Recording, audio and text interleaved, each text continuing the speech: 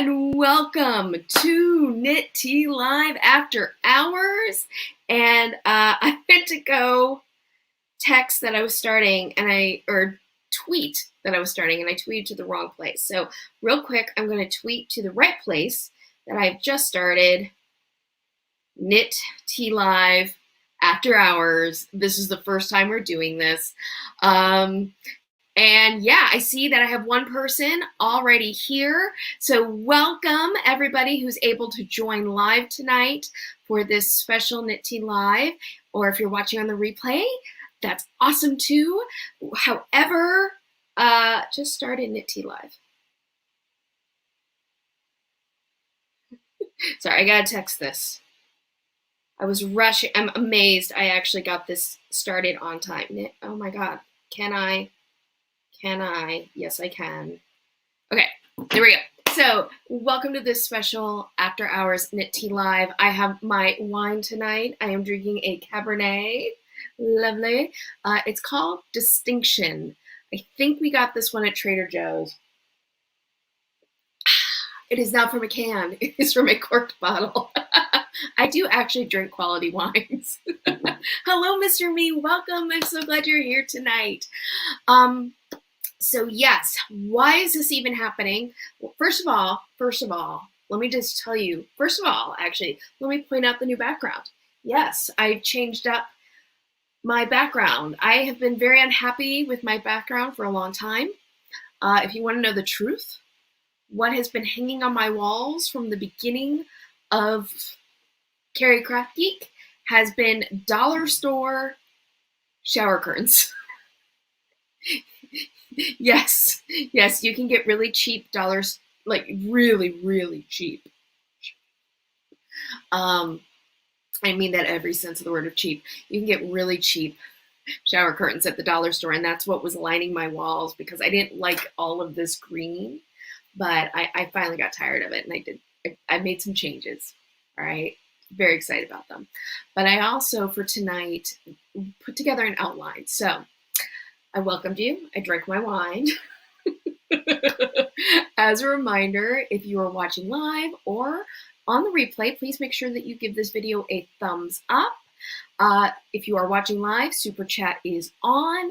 Super Chat is kind of like a live tipping system, and it actually lets your tweets get highlighted. Not your tweets, sorry, wrong platform. Your comments get highlighted. So I am sure to see them, hopefully, and highlight them to everybody else. So that's what Super Chat is. So if you'd like to help support the channel and you want to, tip me, Super Chat is a way to do that. Yes. So full disclosure, as you probably already know, I did not expect to be live streaming at all this weekend. And I could have done this yesterday, except I have a hair appointment tomorrow. So I wasn't going to be able to live stream tomorrow. Tomorrow is very busy. But some things happened. Some things happened on Friday and today in regards to the website I try not to name, but I name all the time, Ravelry. And I really was like, this thing that happened that we are going to dig into, I really was like, I really want to do a video on this. But I don't have time to shoot and edit a video. My Sunday is packed, so I can't just do my normal Knit Tea Live Sunday brunch. So I was like, I'm going to just tonight, after the kiddo is in bed, I'm going to just hop on and do a live stream, and whomever shows up, shows up. So glad you're here. And whoever wants to watch this on the replay can watch this on the replay. But it is definitely kind of a hot topic on hashtag knitting Twitter, what we're going to discuss tonight. So what is it? Well, you already know from the title, the Ravelry Manifesto. So let's see. On Friday, yesterday, which was May 27th, from the official Twitter Ravelry account, Cassidy tweeted, all right? And, oh shoot, did I get a screenshot of the tweet? I thought I did, but I may not have. Mr. Me, that's so funny. LOL, the second you said something happened, I figured it had something to do with Ravelry. Yes. Ravelry's always a topic on this channel. I can't help it. Hello, Gabriella. Thank you so much for being here. Oh, so anyway, yes. So Cassidy tweeted from the official Twitter account, in summary, that if designers were interested in a decentralized something, I can't remember the exact word, but a actually, I can look it up. I have it bookmarked on my Twitter. Let me just do that real quick. I swear I'm trying to be more organized with this tonight because there's a lot to get through, and I want to make sure that, because I'm not going to have a chance to edit this and I'm doing it live, I was like, I want to make sure I get all this right. Well, I did bookmark it. Anyway, but Cassidy did tweet this out and basically directed designers to Ravelry to read her manifesto that she had written. And it has caused quite a stir on Twitter. I don't think it's quite hit Instagram, because I did an Instagram story where I asked, just, Ravelry's up to more shenanigans. What do you want to know? And the few comments that I got was basically like, what happened? And I did a poll on my YouTube community page and was like, do you want a knit tea live? And most people answered like, what's happening? So I don't think a lot of people are necessarily up on what this manifesto is, but it has been, trying to get to the right screen here, burning through Twitter. So we're going to dig into it tonight. I'm going to read to you the manifesto. I'm going to break down some of it, hopefully try to explain some of it because it gets into some technobabble. And I'm going to give my opinion on it. I will be giving my opinion. Shocking, I know, but I will give my opinion. Before we get started, though, there are a couple of things about this. I want to be organized about how I present all of this, so I'm going to go through the background, and then I'll go back and look through comments and highlight your comments and everything. I want to hear what you have to say. I want to make you part of the discussion, but normally on Knit Tea Live, I have a tendency to be a little like, squirrel, comment, let me react to it. And get off on tangents. And I want to make sure that I kind of hit the points that I want to hit on this tonight, which is why I actually have an outline in front of me. So yeah, first we'll go through the background, we'll break down, and then at various points I'll stop and look back at comments. So the other thing I want to make sure that anybody who watches this, whether it's live or on the replay, you do know is that this is a Ravelry screenshot-free zone. Yes, I will be showing some screenshots. They are not from Ravelry, okay? Make sure they're not from Ravelry, so these should be safe if you have any concerns about having an adverse reaction to even seeing a screenshot from Ravelry. So I want to make sure y'all know that. The other thing I want to make clear is with this video, I'm going to offer opinions about the manifesto itself. But what I personally want to stay away from is speculating on Cassidy's motivation behind the manifesto. Why she's doing it, what her goal is, any of that. I don't know Cassidy. I don't know what her thought process is. I don't want to speculate on her motivations. And the other thing is, with this manifesto, I want to make clear that I personally am assuming she is 100% sincere and 100% has good intentions. Okay? Now, you can be sincere about something and it still be, oh, this is the other thing. I might be swearing tonight because this is after hours, but if you're watching this right now and there's kids around and you might be worried about any swearing, headphones on. But that being said, you can be absolutely 100% sincere about something and it still be bullshit. Okay? Sincerity and bullshit are not mutually exclusive qualities. So I 100% believe that Cassidy believes 100% everything that she says. Okay? I don't doubt that. It doesn't mean that she's correct, and it doesn't mean that it's not also BS. The other thing is, I believe she has good intentions. It doesn't mean that the impact, the result, is good. We all know the phrase, The road to hell is paved with good intentions. So, yeah, want to get all of that said up front in the video because I want my own intentions to be clear, which is to really just talk about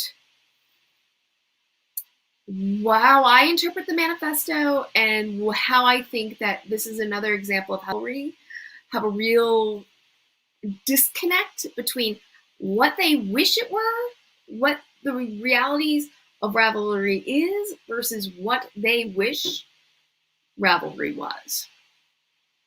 So that's kind of where I'm coming from on this. So yeah, all that said, if anybody has any quick comments, Mr. Me, wait, I need to find some pearls to clutch. Please, please, if you have pearls that you need to clutch, have them at the ready, because I think there's some pearl clutching that is going to happen tonight, okay? I'm just saying, there's some things where I'm just like, what? What? Yes, so, you guys crack me up. All right, so let's dig into this. All right, so I really meant to read the tweet, and I thought that I had screenshotted it, but I guess I hadn't. But I can get to it really quickly. Sorry. I literally was scrambling at the last minute to get everything on my computer organized for this. Because life. I really should. I decided today before the live stream to redo my background. Maybe I'm a little ADHD. I don't know. But here we go. Okay. Oh, so here's the tweet. And this is again on the official Ravelry Twitter account. If you are a fiber artist who has interest or experience in decentralization, please take a look at the manifesto in my Rav profile. Tweet provides a link and get in touch if it lights you up. I know there must be folks out there and I like to make some connections. Cass.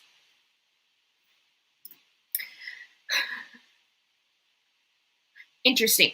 One of the reasons this, by the way, is interesting is that after the whole, if you know about all this, after the whole Ravelry accessibility debacle, when Cassidy got on the customer service email system and started emailing people that the website Ravelry is not causing any of these adverse reactions and you really should check your sources and said some like some things that people found offensive. Let's put it that way. Jessica sent out a letter and she told everybody that Cassidy was no longer going to be commenting to like have access to various things like this, but apparently she does, and that's fine. Look, she's one of the owners of Ravelry. She gets to use the Twitter account if she wants. What I find interesting now about this was, as is now clearly Ravelry's policy on social media, which is, of course, on this tweet, comments were turned off. So Cassidy wants to reach out, make connections, have this conversation, fine, but does not want to have it publicly on her Twitter or on the Ravelry Twitter, and as we'll later find out, not in a clear space on Ravelry either. We'll get into that. So anyway, so this tweet went out, and okay, just want to make sure that's correct. Want to make sure. Sorry, I'm like flipping through 3 different screens right now, making sure I have things. So, oh, that's why I want to make sure. So at Disaster March on Twitter, she screenshotted, or well, no, she didn't screenshot. She took the manifesto and put it into a Google Doc and then screenshotted it up to Twitter. So those are the screenshots that I'm about to show. They're not Ravelry. They're a Google Doc, so they should be safe.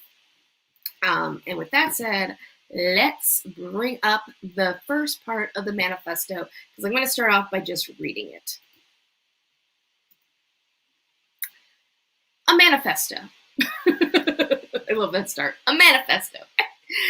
The initial spark that lit Ravelry was the idea that our community needed an index, a database to tie together all the projects and patterns that people have shared and spread across the internet and social media. Personal commentary that almost sounds like, I don't know, centralize everything? Centralize all this information so there's one place that people can go to find the things that they want. It's what that kind of sounds like, right? Without using the word centralize, kind of what it sounds like. Anyway, let's continue on. Ravelry was developed with this idea at its core. We work hard to be responsible stewards. Notice stewards, not owners, not stewards of the community's data. And we walk a line between limiting contamination from commerce/money and trying to help small designers and yarnies be successful. We are filling a void, but we aren't the end of the story. Personal commentary, I really hope they're not the end of the story because it's looking a little, anyway. Then you get these two big emojis of a stop, the red circle with a line, and a money bag. It's just a start. It's not enough. The community needs an independent, not-for-profit, decentralized community-owned database of patterns, yarns, and their connections to projects. So you want to decentralize Ravelry. Okay. Rav should just be one of many interfaces to this API and one of many ways of searching patterns and yarns, creating projects and stash that are linked to this database and so on. The data that forms the heart of Ravelry was contributed by everyone and it belongs to everyone. We need to build this and we can't do this alone. We've intentionally kept the company team small and limited commercialization and the amount of money and resources that we consume. Little stars, I'm proud that we've kept space for this community to own its infrastructure, prioritize its own needs, and connect designers to makers without being exploited by an intermediary. The yarn community's digital history and future infrastructure should not be controlled by a for-profit entity.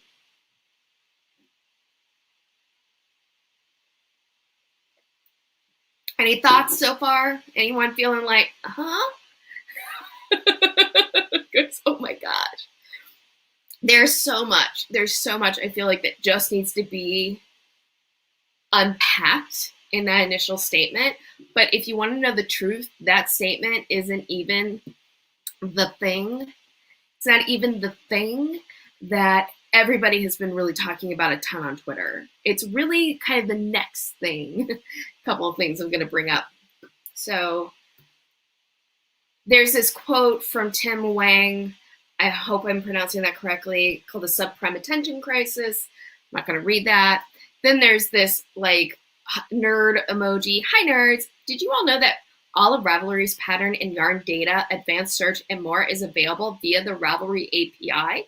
If you work in yarn tech, say hello.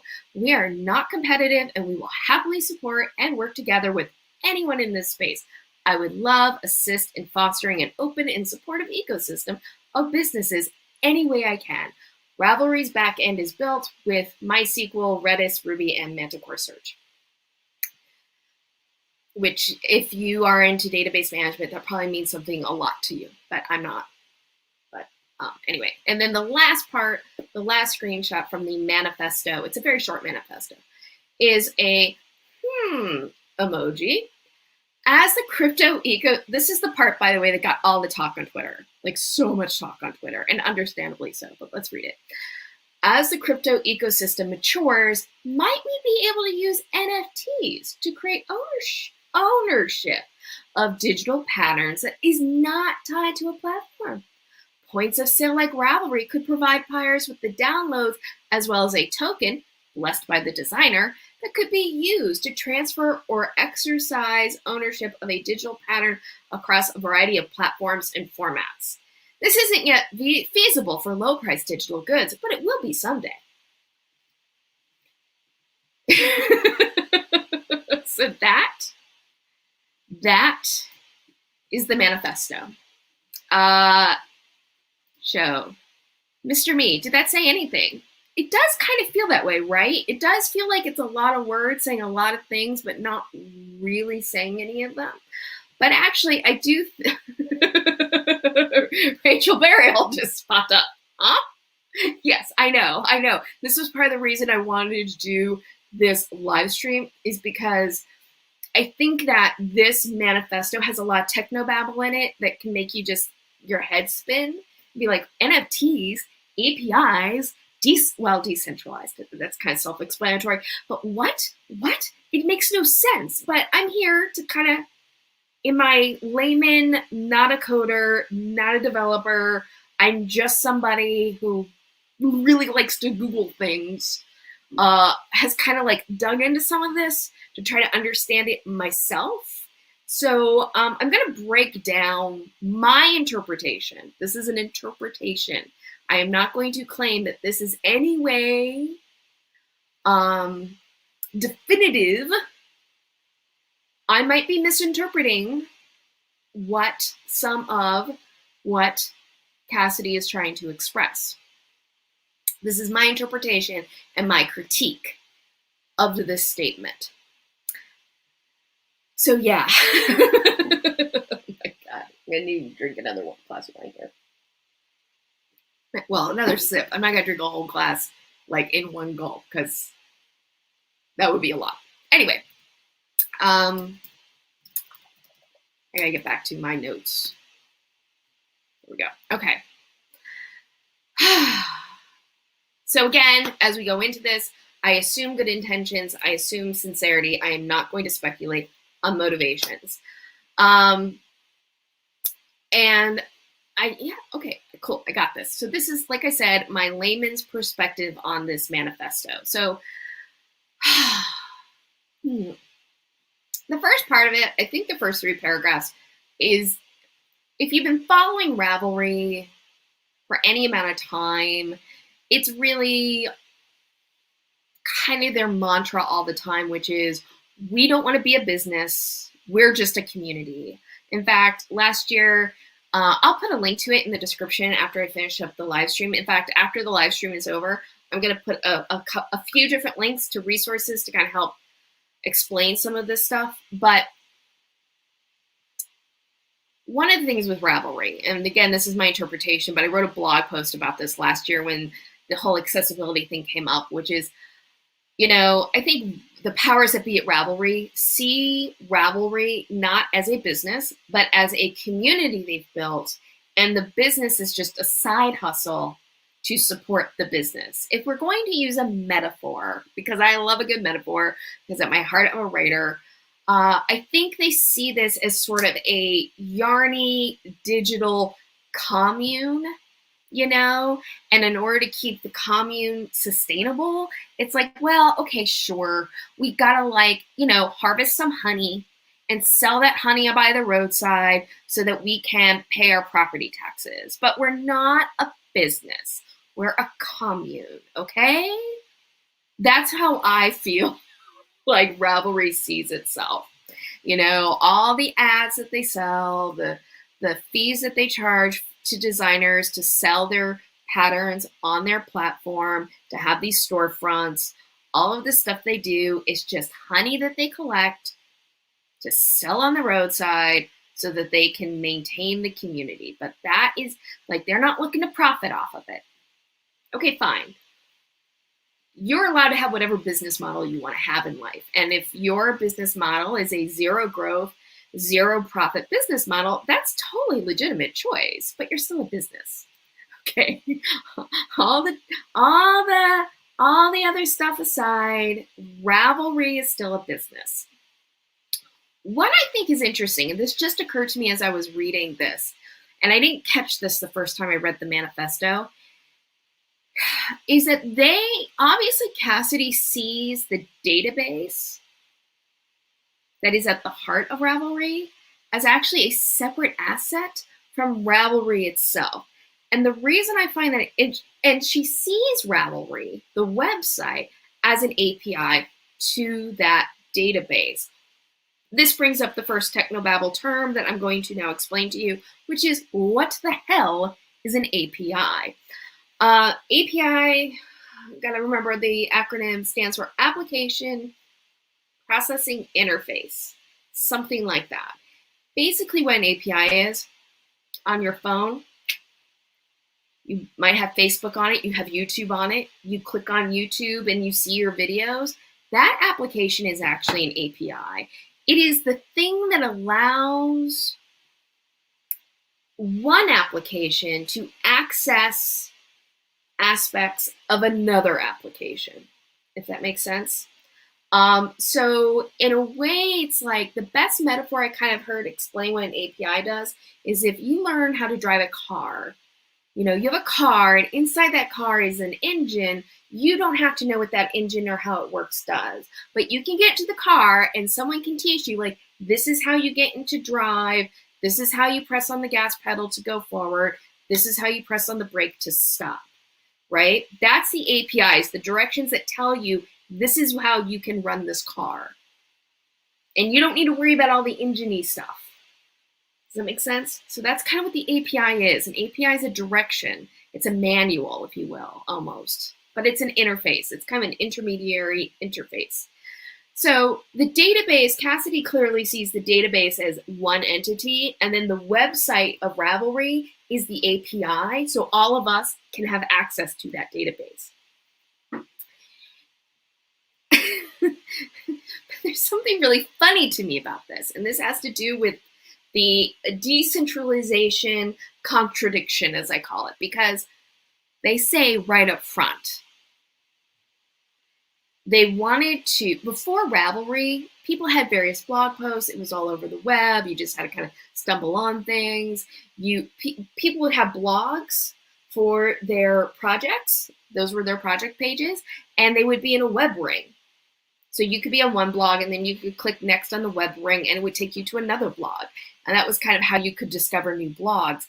And finding other patterns, like you just kind of had to know where to look to find patterns. And what Jess and Cassidy did was they said, let's have a database of all the patterns that are out there. And then people can use that database to create project pages on a website. And now we're able to easily, in one place, centralized, you might say, connect people's pattern pages to the database, and then things will be much more easily found. And that was the genesis of Ravelry. I don't remember the exact timeline of how Ravelry developed, but the forums and the designer storefronts, those came later. But anyway, but it was centralizing the information into a database, and a database by its very nature is centralized. Like, you don't have a decentralized database. It's not like a thing. Maybe that's a thing in the tech world, and I'm just applying kind of my layman's understanding of words to it, but I don't comprehend how you can have a decentralized database unless you have a database that just exists on various servers and anybody can go into that into a server and have access and mess around with that database. And then aren't we talking about something like Wikipedia? Right? That's kind of what it feels like. Anyway, but now she's saying, but that was never like the long-term plan. The database, it should be decentralized. Anybody should have access to it, man. Like, you should be able to, I've taken the database and I've used that API to build Ravelry, but we have an API. And look, Ravelry for a very long time has had an API for the database that other people can use in order to access and utilize that database for some of their own purposes. But, like, for example, Ravelry famously doesn't have its own phone app. But other people have developed phone apps so that people can browse Ravelry and use Ravelry through an app. That's where the API comes in. That third-party app is an API to the database. And Cassidy is saying, well, the database shouldn't be owned by anybody. It's owned by you, and it should be run by a nonprofit. But the problem is the database, it's not decentralized, it's centralized on their server, and they run it, and they own it, and they set the rules by which that database is maintained, okay? So it is centralized, it is run by them. They might perceive that they don't run the database for profit, but the fact is they run it, and they decide who gets to mess around in that database and who doesn't. So if it's some long-term goal that Cassidy has to decentralize the database and make it open to everybody, okay, that's fine, that's a lofty goal. But just saying that you have an API that allows me, if I knew how to do it, to create my own app, to create my own database environment so other people could utilize whatever I thought they should do with that information, I'm still using their database that they own.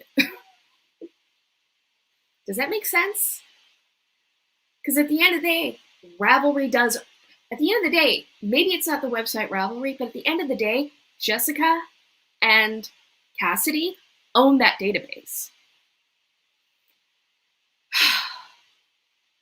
But here's the rub about the whole, okay, but here's the rub. The database is, okay, I got through all that. Still control it. This is what I was going to say about it. And I tweeted about this as well. This whole idea, though, that somehow using the API decentralizes the database is kind of bullshit. And I'll tell you why. Because it comes back down to control. Cassidy and Jessica control the database. So if other people come in and they build their website and their own business, if they want, off of the Ravelry database, okay? If something happens to Ravelry, it hurts that website. It doesn't decentralize the data. It doesn't decentralize the information. What it does is it actually ties more people to Ravelry and Jessica and Cassidy, and it just, you know, in the manifesto said we never intended for Ravelry to be the cornerstone of the knitting community, but by putting it all through the API, in fact, you make Ravelry a larger cornerstone. It becomes a bigger gravity well that all these other sites have to circle around. Does that make sense?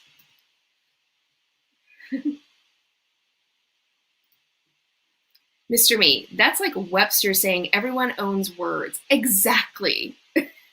Only it's different at the same time because, yeah, everyone owns words, right? But you still have to buy the dictionary. You have to buy the dictionary. The difference is nobody owns words, right? How you combine those words can have a copyright to them. But everything in the Ravelry database is a copyrighted material. I know.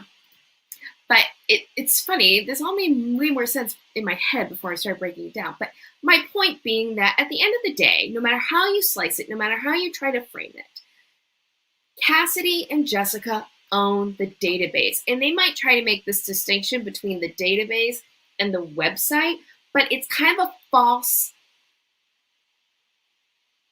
false distinction that they're making. Because here's the thing about the database, like I keep saying. Jessica and Cassidy control, at the end of the day, who has access to that database. Because they could decide, hey, we don't like that website's values. Those values of that website that's using our API doesn't fall in line with our values. We're going to cut them off. They would have that power and that choice. It's not decentralizing and democratizing the API and just saying it doesn't belong to anybody, right? The database itself, on Ravelry, they have what are called super editors or supers.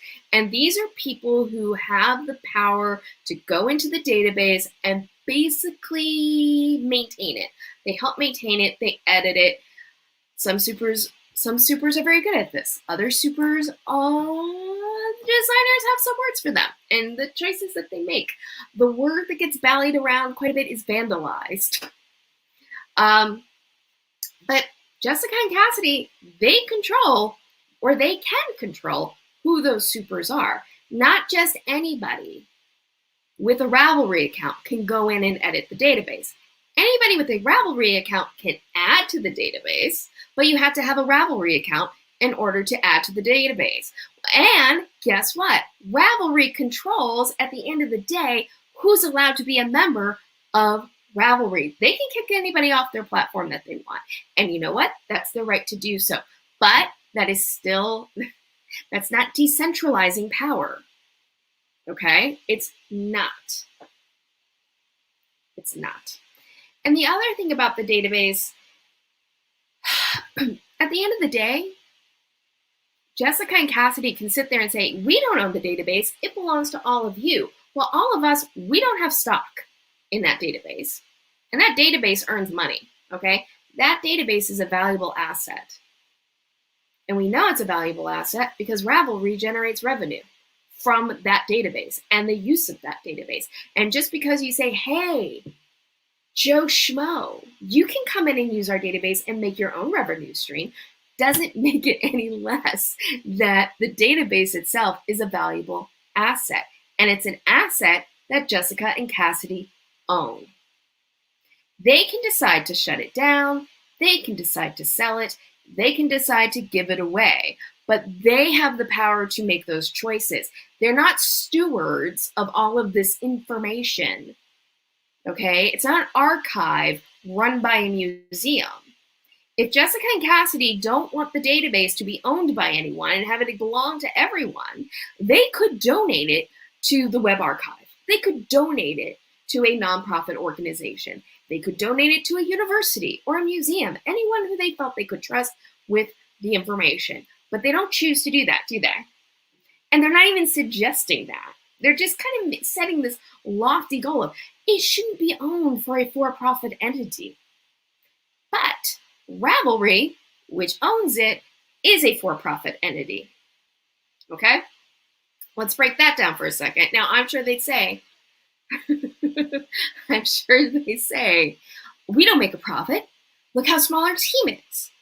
We do everything we can not to make money. Because, right, is that basically what the manifesto is saying? We do everything we can to make sure we don't make money on this. But the fact of the matter is, look, I don't know if they make profits or not. I don't know if they're a zero profit business or not. I don't know. I don't know if they do generate profits. I don't know if they just reinvest it back into the website so that they're not making a profit.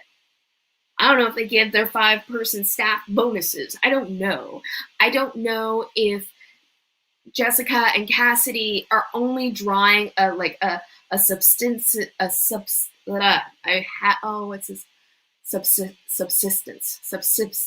can't say it. I've had too much wine tonight. But they only take a large enough income to support their lives, right? I don't know. What I do know is that they're not a legally nonprofit organization. And if they're not a nonprofit, ergo they are a for-profit. And if they don't think the database should be owned by a for-profit entity, well, then they should be making arrangements to set that up to be run by a nonprofit that maybe they don't control. Knittingand.com. Hello, Sarah Bradbury. I'm so glad you're here. Yay. Do you have to be registered as a nonprofit in the US? For tax purposes, yes, you do. Let me put it that way. There are entities that are nonprofits, technically, but they're not necessarily for tax purposes. They're not registered as a nonprofit. But for taxes, and Ravelry as a business would have to pay taxes, yes, you have to be registered as a nonprofit of some sort in order to be recognized by the Internal Revenue Service, which is our tax administration here in the US. In order for them to recognize you, you have to be registered as a nonprofit. And Ravelry is not a 501c. That, by the way, in the United States, a nonprofit is known as a 501c. That's a tax thing. So it's just a lot of mumbo jumbo, right? That I feel like, this is my personal opinion, I just feel like this is a lot of mumbo jumbo that Cassidy is throwing off to say, we're not a business. I'm not a business. I'm not in this for the money. I don't want to own this. But you own it. But you do own it. And that's the reality of the situation. And here's the other thing. They sit there and say, we're just stewards of the community's information. Who the hell voted them the stewards? If this database belongs to all of us, right? Do we get a vote about who gets to control it? Doesn't seem like it. That tells me that we don't own it. Because when you own something, you get some control over it. The control is that it belongs to you. You get to control it. This is your information. I can control it to the extent that I can remove my own pattern pages from Ravelry, which I did. But designers, they don't get to control if their designs go in the database. There are designers right now who cannot use Ravelry, who've had to sell the work on other platforms, right? But they still have to maintain an account on Ravelry so that they can make sure the supers don't go in and mess with their listings, because they cannot remove their patterns from the database. Once a pattern is in the database, the only people who can remove it are the powers that be at Ravelry. And they don't remove them.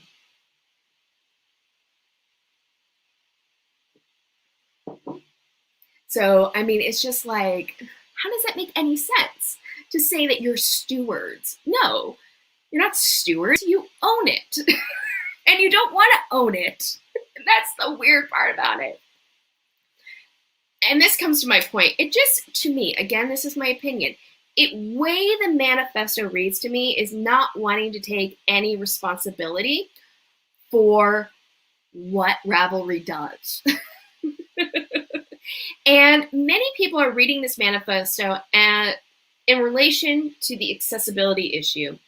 And they see it as Cassidy, this is my interpretation, but they see it as Cassidy dodging the responsibility. One person on Twitter wrote, I think they're also trying to move the goalpost on accessibility. If they're not the only ones, their accessibility failures don't matter, right? Because there are other people doing that part of it. So, you know, and that's exactly how it reads from the accessibility standpoint, which is like, if you want to make an accessible website, come into our API, you do that. But the thing about it is, again, it comes back to, that's still not decentralizing the information. You know, James wrote, going back to the commune analogy, it's like if a few people in the commune had total control over the honey sale and community rules. Exactly. And isn't that why oftentimes communes end up failing? Because eventually there has to be some kind of hierarchy, there has to be some kind of power structure, and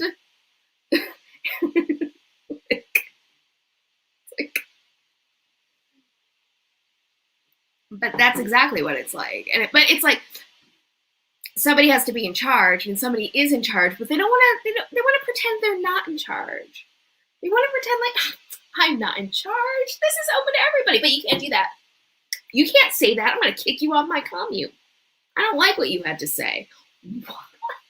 Wait, you don't represent my values. You're gone.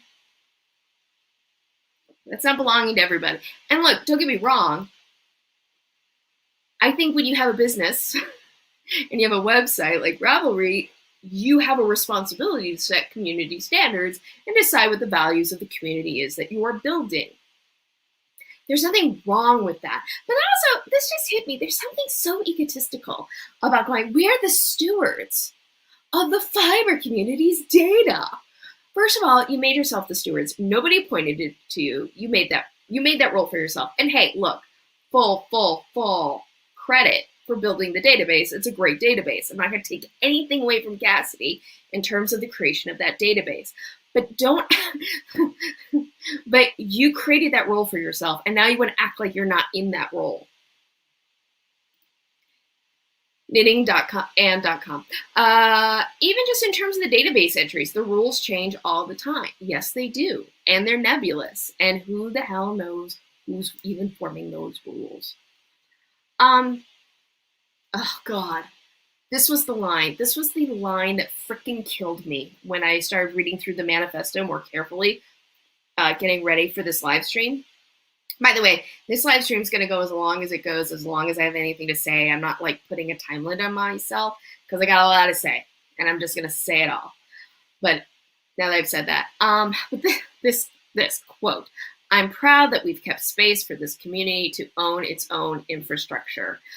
The community does not own its own infrastructure. I kind of went through this already when I talked about how at the end of the day, Jessica and Cassidy own that database and that infrastructure. They can decide to sell it. They can decide to shut it down. They can decide to give it away. If they decided to put it up for a vote and they were going to just do the will of the vote, they would still own it. They would still be owners of the database. It's not a public good. The database is not a public park. If they want to make it that sort of thing, they need to give it away. But they don't want to. They don't want to. If they did, they would have done it. But yeah, I've said a lot of this. I said a lot. Oh, this is my final line on it. I was very proud of this when I wrote it down. But yes, they are the owners of the database.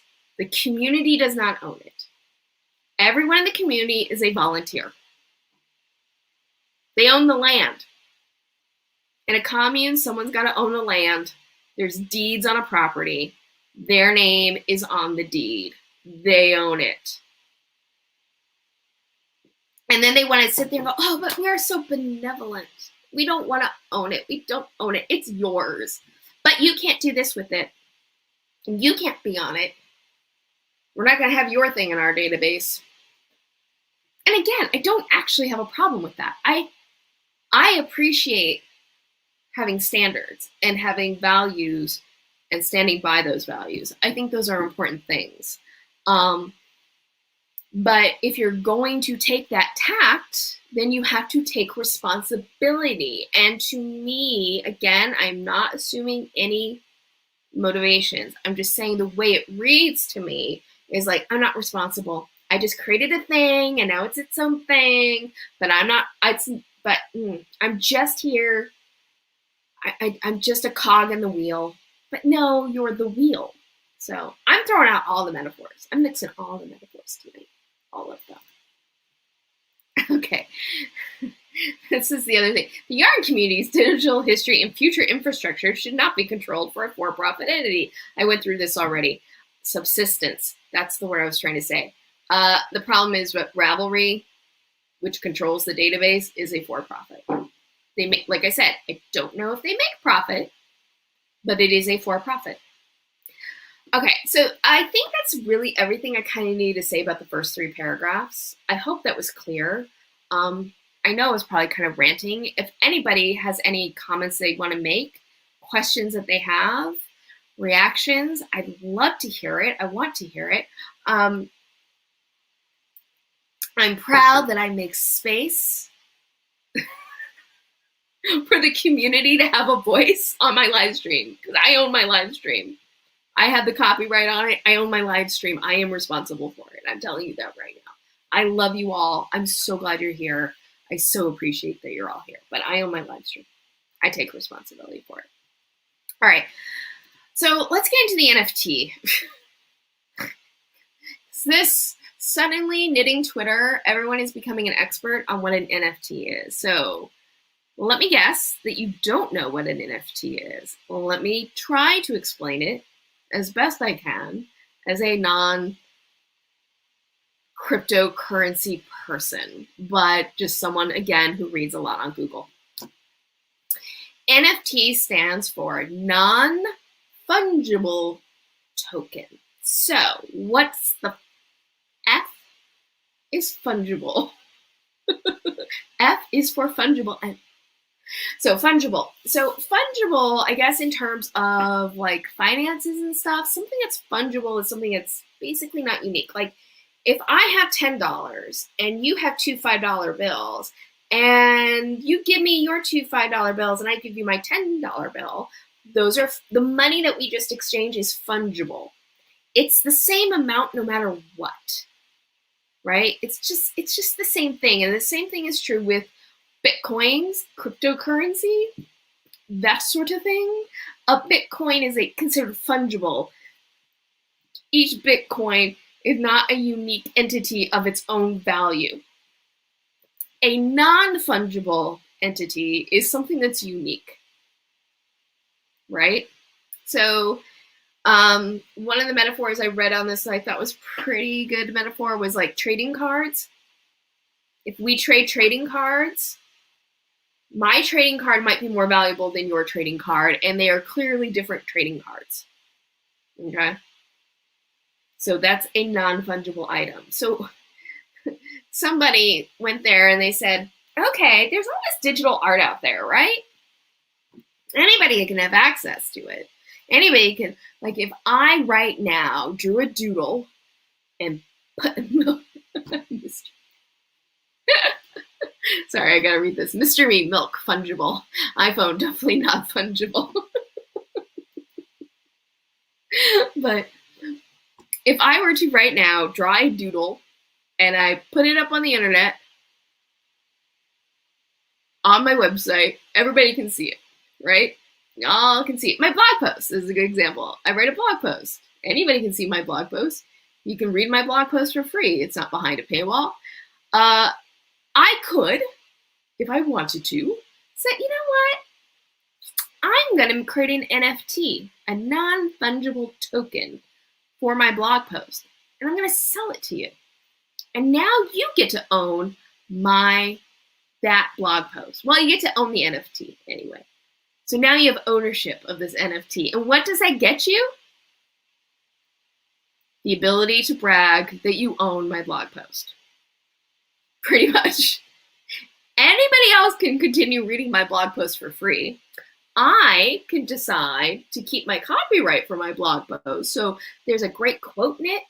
Well, I can put that on mugs. I can put that on posters. I can sell those as much as I want. But you get to say, hey, I own that blog post. That's what an NFT is. It's basically a certificate. It's basically a certificate of ownership. That's all it is. But the really funny part about the NFT is, so you have an NFT, someone buys an NFT, and that NFT gets put on what's called a blockchain. And a blockchain is basically just something that keeps track of that NFT. It's a computer thing, keeps track of that NFT. If you decide, you know what, I don't want this NFT anymore. That blog post isn't so special after all. Or it could be, wow, that blog post, I think the value of that blog post has gone up. I'm going to sell my NFT. I bought it for $10. Somebody really likes that blog post. They want to own it for $15. I'm going to sell them my NFT so they can own the blog post, right? So then the blockchain goes, okay, Joe Schmo no longer owns the NFT. Jane Smith now owns the NFT. My blog post, however, remains on my website, free for anybody to look at. My copyright is maintained. And if I want to, I can have a residual where it's like, oh, you sold it for $15? I'm going to take a couple dollars from you. So you're not going to get quite as much. You'll get $3. I'll take $2. You're still making a profit. If all of this sounds like nonsense, you're not wrong. NFTs are nonsense. It's what I think an NFT trying to do, if I'm assuming good intentions and not where it's just like, this is all a scam, because you start reading about it and you're just like, this all feels like a scam. An NFT is trying to do what a physical object naturally has. If I paint something and I sign it, and somebody goes, wow, that's a really beautiful painting, I will buy it for $20. They take that physical painting and they put it on their wall and they can admire it and it's theirs. They can show that original painting to whomever they want. I still own the copyright to the painting, right? I can print the painting. I can give away lithographs. I can sell lithographs of the painting. Those have their own value, but that original painting with my signature on it, there's only one thing like it, and that other person now owns it. And if they want to sell it, they can. I can't stop them. They own it now. So an NFT is trying to do that sort of thing with digital art, material, songs. The difference is, if somebody else wants to see my original painting, they gotta go find the person who owns it and let them see, and convince them to let them see it. Whereas with digital art, you can go look at it for free. It's just bragging rights at the end of the day. So that's basically what an NFT is. And if you're sitting there already going, wait a minute, why then, how would an NFT relate to knitting patterns in any way whatsoever? Exactly. They don't. An NFT, to me, that section of the manifesto, we'll bring it up again, because we've been on my one face for a while. Let's bring something up. Add to stream. There we go. NFT create ownership of digital patterns that is not tied to a platform. I just feel like Cassidy is taking this kind of hot buzzword right now, NFT, and trying to apply it to some future dream where you could have a pattern and people could have access to the pattern on any platform, on any format, and all you would need is like a registration key. Put in your registration key, and then you could have access to it on whatever platform you wanted. That to me is what I feel like I'm kind of interpreting Cassidy is talking about, but she's using this buzz thing, NFT, and that's not what an NFT is. An NFT is not a registration key. An NFT is not a DRM. There was one person on Twitter who said, well, I like the idea of NFTs in the sense that, you know, a random person can't just upload my pattern to some random server that anybody can access for free. Well, owning an NFT does not prevent that sort of copyright infringement. And in fact, it's worse. It's worse. Because if I take somebody's pattern, right, PDF that I own, I bought it, I own it, and then I give it to my friend, I've infringed upon the designer's copyright. If I buy the NFT of the pattern, I own that NFT, right? I give that NFT to somebody else. They now have access to the pattern with the NFT that they bought, and the designer didn't get full price for it. They didn't get anything because I just gave it away. It's mine. I can give it to someone if I want. I can gift it. So it's not it, and I haven't violated the designer's copyright. So an NFT actually weakens, I think, from what I understand, again, layperson, maybe I'm misunderstanding it, but it seems like NFTs actually weaken copyright. Melanie, hello Melanie! The commune analogy is pretty true for them. I knew they didn't care anything about being a traditional business model in June 2019. Okay, we're not going to talk about 2019. I'm just going to say right off the bat, I'm not talking about 2019. Not going there. And I'm not going there. All I will say is plenty of platforms that have traditional business models make community standards. But yeah, NFTs do not offer copyright protection. It is not a digital watermark. A digital watermark, you can put a digital watermark on something, give it to them. If that person uploads it and it's found, you can trace it back to the person you sold it to. That's not what an NFT is. It's not a digital watermark. It's not a DRM. It does not protect copyright. Here's the really interesting thing, and this is something I'm just learning about Bitcoin and I'm learning about Bitcoin and NFTs, is they're actually environmentally really terrible, apparently.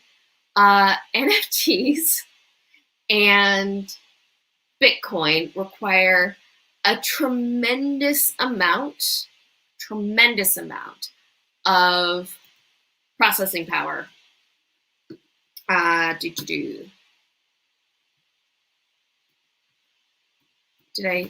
screenshot it. Okay, that's fine. They require a tremendous amount of processing power, and they're actually environmentally devastating. They create a huge amount of a carbon footprint. So if you have any concerns, which I imagine that Cassidy does, about the environment and climate change, you don't want to have anything to do with NFTs and Bitcoin. I will leave links in my description box that will explain all of that. It's a little bit more than I even have the ability to get into right now. So yeah, but even if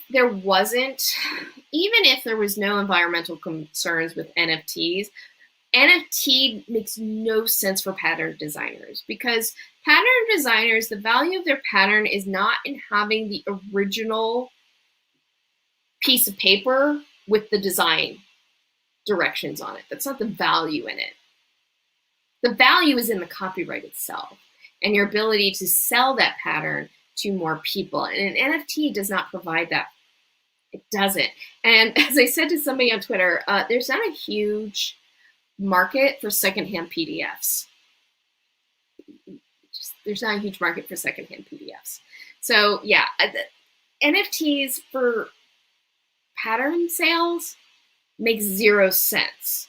Zero. Now, if what Cassidy really means is having some kind of registration key that when you buy a pattern at a point of sale like Ravelry, you also get a registration key that allows you to go onto any platform that the designer has their work on and use that registration key to get to the pattern. Okay, fine, but that's a registration key. It's not an NFT. And this just leads me to the other thing where I think there's a lot of people right now who are talking about NFTs and they have no clue what it actually is, or very little. Don't really understand. I mean, I'm just starting to wrap my head around NFT, and I'm not a technical person.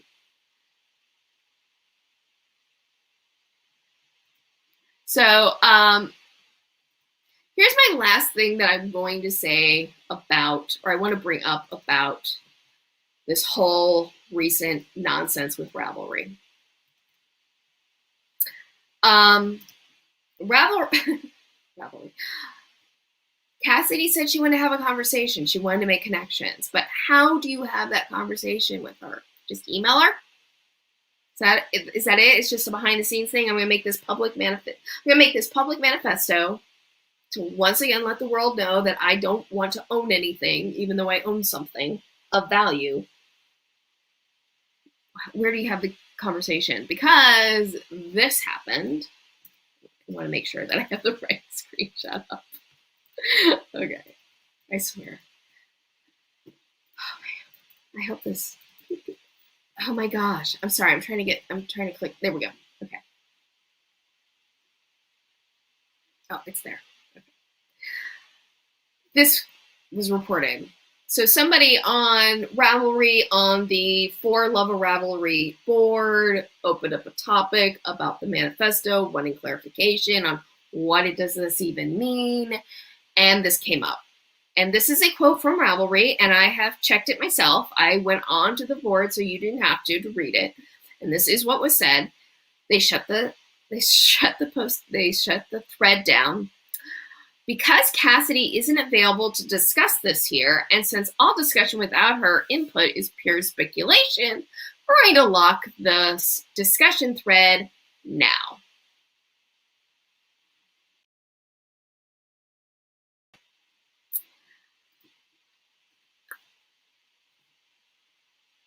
Cassidy wants to have this conversation about decentralization, NFTs, what is a database anyway, but isn't going to provide any open platform to have that conversation. I don't know. It just seems a little self-serving. That's my opinion. My opinion. It's like, and I feel like this, again, this is all opinion on my part. I just feel like this is something that consistently happens with Ravelry, which is somebody there, usually Cassidy, sends out some half-baked statement that she believes sincerely, totally, completely, with great intentions, but then doesn't want to actually have the conversation that she claims she wants to have. She just wants to make these statements. And that's what this feels like to me. And I guess I just kind of broke my own rule a little bit because I'm getting a little bit into what might be motivating Cassidy, and I do want to avoid that. So I'm going to step away from a territory I really don't want to get in because I'm assuming good intentions and I assume sincerity. But I do think that it's a real problem that Cassidy put this up on her Ravelry About Me page. She used the official Ravelry Twitter account to publicize that this manifesto exists, and then there is no public means to have a conversation with her about what the hell she's talking about. I mean, I'm at a loss for words. It happens sometimes. It happens. I just think that, I think this is one of those things that just, it's a little, there's a lot of things I want to say right now, but I'm not going to. I'm going to be good. I'm not going to let the wine take over my tongue completely. I'm going to control myself a little bit on this. Because I assume good intentions and sincerity, and I really do. But I just think that there's something very self-serving about all of this. And whatever Cassidy's motivations are, I think I feel like it kicks the hornet's nest. Because at the end of the day, the major controversy around Ravelry for a year now, over a year, has been the accessibility issue. And this, maybe she had that in mind, maybe she didn't when she wrote the manifesto, but it certainly does have that feeling to people that, hey, I shouldn't have to be responsible for that. Ravelry is just an API to the database, and isn't that what we all really care about? And I don't even have the database. I just maintain it for you. I created it. I made it for you. I gifted it to you. Come on. It's just not realistic. And I guess that's the thing that irritates me time and time again. And it's also why I sit there with Ravelry and I think this is not sustainable, because their ideals consistently run up against reality, and that is going to catch up with them at some point. And I'm not saying Ravelry, it's right there in their manifesto. They were never meant to be the end of the story.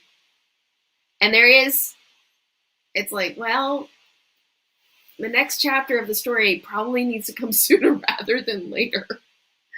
Mr. Me. So she's asking for feedback on how to share the public knowledge that she's in charge of and is thinking of giving statements of ownership instead of acknowledging copyright. Nope, I'm lost. Maybe I didn't clarify anything. But then maybe I can't clarify anything because the manifesto itself talks in circles. And isn't that what it feels like? Where it's like, our goal was to centralize all this information, but we need to decentralize it now. Please know my comment was well-intentioned too. Just trying to show that there's a pattern when you look at the big picture. People are free to use them or not. And Melanie, I want you to know that I totally believe and that you are well-intentioned with your comment. And I'm not reading anything into your comment other than what you're saying. It's just not a can of worms I want to open up. That's all I meant in terms of 2019, which is something I should have brought up earlier, which is, here's my thing with 2019. Everyone's allowed their own opinion about their choices that they made in 2019. Okay? I have my own opinion. I've stated it in other videos, and I stand by that opinion. I am not in a headspace where I want to moderate a conversation about it. And I feel as if I allow the conversation about 2019 in my space, then I am then responsible for moderating it. And that's why I'm just like, I don't want to discuss it. But I want you to know that I in no way think that you are anything but well-intentioned, and I totally get your point. And we can agree to disagree about 2019 and how they handled things, you know? And I'm like, I'm not going to censor you in any way. It's just not something I want to get into. And that was really my only point, because it's just not a conversation I'm prepared to moderate about. It's just not. I'm sorry. It's a very personal issue for me. Let me just put it that way. Mr. Me, I now know what APIs and NFTs are now, sort of, so that is cool. Mr. Me, that is totally how I feel as well. I feel like after this weekend, I sort of now know what an NFT is and an API is. And I know now enough to talk about it confidently, if maybe not completely correctly. And isn't that the best place to be with knowledge? Not at all. No, I mean, at the end of the day, this is what I come down to. From my understanding, at the end of the day, an NFT is, some people have described it as like having a signature put on a painting, but I don't actually think that's an accurate metaphor, because an NFT is not actually attached to the digital item itself. It's a certificate. It's a certificate of ownership. That's all it is. And to me, my ultimate metaphor, remember back in the day, maybe it still exists, where you could buy a star, you know? You could buy a star. There was a time you could buy a star. You'd send in a certain amount of money, and whatever organization was selling the star would send you, you know, a document saying, you own this star, and here it exists in the sky. And now it's registered in our database that you own that star. That to me what an NFT is. An NFT is like a certificate that says, you own this digital. Anybody can look at the star. Anybody else can name the star whatever they want. But you get to claim that's your star. We don't have any, like, to me that's what an NFT feels like. But it's just a certificate. It's just a certificate to bragging rights that says, look, I own this. What does owning that get you? That's the question. I think that's the ultimate thing at the heart of the problem of NFTs is, what does owning that piece of digital art get you? It doesn't get you exclusivity, because anybody else can look at it for free. It gets you bragging rights. James, great analogy. I knew, you know what? If I talk long enough, I'm going to hit on the right one. I'm going to hit on the right one if I talk long enough. And trust me, I can talk long enough. All right. I'm just going to let this stay open for a little bit longer, but I'm going to start wrapping things up because I kind of said everything I feel like I wanted to say about this whole manifesto business. I felt like I wanted to do the live stream because I felt like in a week it would all blown over. I'd be like, who cares anymore? It's blown over. But at the same time, I kind of felt like, I want people to know that this is going on, because I think there's a lot of things with Ravelry that go, look, and I tweeted this as well, and I'm totally making up this number, but I think it's a good guess anyway, which is I think 98% of people who are active on Ravelry have no idea about this manifesto. They have no idea what NFTs and APIs, and not only do they not know, they don't care. Because what they care about is they have a place that they can go to that centralized all the information, and they know where to go to get it. None of this matters to them. And in a way, it shouldn't matter to them, because this is all sort of silly to some level. But it matters in the sense that to me, it speaks to the health of Ravelry. And it just doesn't feel like Ravelry is in a healthy place from a sustainability standpoint. I'm not even going to say business. I won't even use the word business. Just as a sustainable entity. This does not feel sustainable to me. And that, I think, is a concern, because there's a lot of people who've tied their online crafting life to Ravelry. And that's why I was like, if I read that manifesto, and knowing some of the stuff, I would, if I wanted to create something of my own, not that I have the technical skills to do so, or the wherewithal to do it, but if I wanted to create my own, actually, there's somebody who has Yarn Database. YarnDatabase.com is a great resource as a database to find off-wrap designers. It's great. Check it out. But if I was something like that, like Yarn Database, where I want to create a directory of my own to help people find whatever I wanted them to find, and that information already existed on the Ravelry database, just knowing everything that I know, the last thing I would want to do is to tie my website to them, because it just doesn't feel stable and sustainable. It doesn't feel sustainable because, and the biggest reason it doesn't feel sustainable, look, half of business is confidence and other people having confidence in your business. And I know that the powers that be don't want to see all of that as a business, but at the end of the day, they are. Look, why do they have Ravelry? Where they charge things and they bring in revenue so that they can maintain the database. Okay, fine, but it's still a business, which means that if you want to keep that, if you want to maintain that database and you want to keep control of it, that means you need to have a healthy business through Ravelry, okay? And it doesn't feel healthy right now because it doesn't seem like you want to have a sustainable business. It seems like you want to have pie in the sky dreams. So anyway. But yeah, so James, maybe silly, but I agree that it speaks to the health of Ravelry, and in any case, good gossip. Yes, it is kind of good gossip, right? And let's be honest, it's human nature. It's human nature to want to gossip a little bit. I can't help it. Melanie, oh yes, I agree. If I had my own business interests tied to them, I would be worried. Yes, exactly. Like, and I feel like that manifesto in a way was her, what is Cassidy trying to say, hey, come do business with us. Let's work together. Not business. Let's work together though. Let's take my commune and your whatever you want to be, and we can work together. We're not competitive. We don't need to be. And look, don't get me wrong. Don't get me wrong. I think a lot of ideals that Cassidy and Jessica express are great. I mean, they're wonderful, but there's no pragmatism behind it, right? It's not pragmatic to have a website as large as their website is and only have 4 full-time employees running it and only 1 coder. That is not sustainable. By the way, speaking of ownership, but again, well, okay, I get it now. They see Ravelry as one thing and the database is something else. Got it. But still. Melanie, communes are great with like 20 people. More than that, and it eventually falls apart. Yeah. Yeah.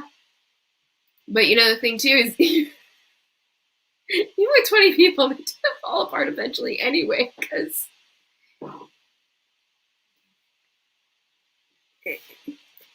it's hard to maintain that. And some of it is because people are selfish, but also because people's needs change, you know? And also because there's like realistic logistics that you have to take care of. You have to pay the property tax. You have to be able to buy groceries. You have to be able to repair the roof. These are just practical life things that go on that you have to deal with. And if you're going to run a business, you need to know how to run a healthy business. And look, I've said this before, and it's just truth. I'm still talking. I'm going to wrap this up soon. But there are business models that are not based on growth. Patagonia. Patagonia is an outdoor retail brand. They sell jackets and outdoor wear for like hiking and climbing and surfer. It's a really cool business. Patagonia is a very cool business if you're interested in like sustainable businesses, no growth business practices. They are a no growth model. They encourage, like, one of the things that Patagonia does, their whole mindset is, okay, our jacket's going to cost you a little bit more, but it's going to last. And if you come to us with a repair, we're not going to try to sell you a new jacket. We're going to show you how to repair that jacket so you can get as much use out of the jacket as you possibly can. Because their whole mission statement is to be a sustainability, environmentally conscious business. You can have a no growth business plan. You can have a zero profit business plan. Those things exist. But there is a difference between having a no growth business plan and having a business plan that doesn't properly resource your business. Patagonia has a staff. It has lots of employees because that's what they need in order to run their business properly and have it be a successful business.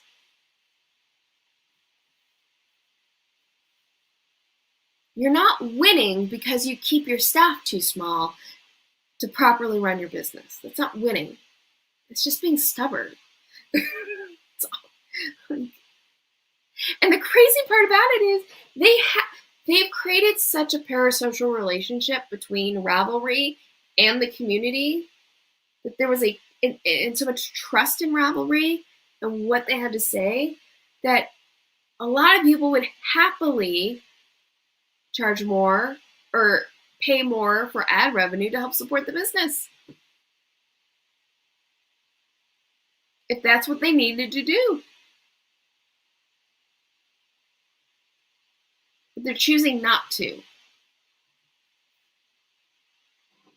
I don't think it's sustainable. I've said this many times. I've talked about this ad nauseum, but I'll probably talk about it again because there'll be some other thing that happens and I'll feel like I need to talk about it because I want to talk about it because I'm invested now. I'm so invested now. But yeah, so I think that's it for tonight. Because I think at the point where I'm at the last sip of wine is the point that I should wrap things up. So thank you so much for joining me tonight. All of you who arrived and showed up and watched as long as you could. I know that for a lot of you, this has been a late night.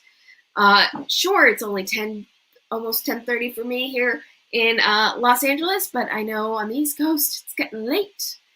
Other parts of the world, it's probably early. But if you're watching on the replay, I hope this was helpful or entertaining.